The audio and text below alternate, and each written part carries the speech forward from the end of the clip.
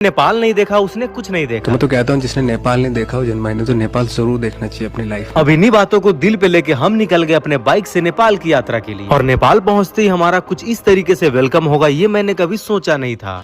तो नमस्कार दोस्तों, मैं हूं नवनीत, सीतामढ़ी बिहार से। और कुछ लोग मुझे NS व्लॉग्स के नाम से भी जानते हैं। तो घर से अपना बैकपैक करके राइडिंग गियर्स पहन के अपने माँ का आशीर्वाद लेके निकल जाता हूँ इंडिया टू नेपाल की इस इंटरेस्टिंग राइड। और जो हमारे पुराने चाहने वाले होंगे वो सोच रहे होंगे कि भाई ऑल इंडिया राइड को बीच में ही छोड़ के ये नेपाल राइड पे क्यों निकल रहे हो, तो इसका भी आंसर आपको बहुत जल्द मिलेगा। फिलहाल हमारी बाइक फुल्ली लोडेड हो चुकी है। अब हम निकल चुके हैं अपने घर से। ये रहा हमारे सीतामढ़ी जिले का एकमात्र फैक्ट्री जो कि शुगर फैक्ट्री। और रास्ते में हमें कुछ भाई लोग मिले जिनसे बात करते हुए हम आगे निकलते गए बैरगनिया की तरफ। और ये बैरगनिया में भी हमारे कुछ सब्सक्राइबर मिल गए। फिर इनको बाय बोलते हुए हम सैनिक रोड से निकलते गए आगे रक्सौल के लिए। तो बीच में हमें हवा डलाना पड़ा। और हम गूगल मैप को देख के जिस रास्ते से गए वो रास्ता तो आगे जाके पूरा ही खराब मिला भाई साहब। ये है सैनिक रोड जो कि पूरा निर्माण नहीं हुआ था और गूगल बाबा ने हमें कुछ इस कदर धोखा दिया। काफी भटकने के बाद हमें रक्सौल का बोर्ड दिखा। फिर हम रक्सौल सिटी के अंदर पहुंच गए और बहुत ज्यादा ही ट्रैफिक था। और हमने सबसे पहले यहाँ पे इंडियन रुपीज को नेपाली रुपीज में कन्वर्ट कराया। और जैसे ही हम इंडिया नेपाल के बॉर्डर के पास पहुंचे तो हमें SSB वालों ने रोका।